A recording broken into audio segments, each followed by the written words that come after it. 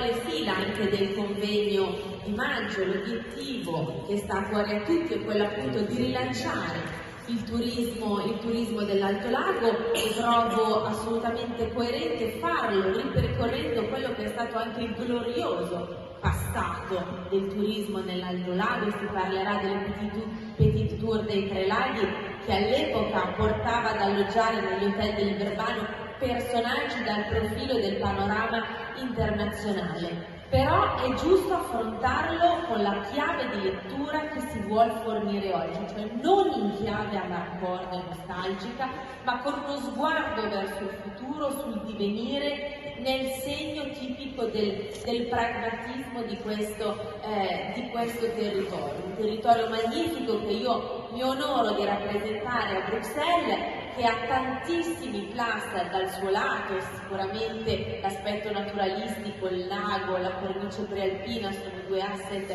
strategici, ma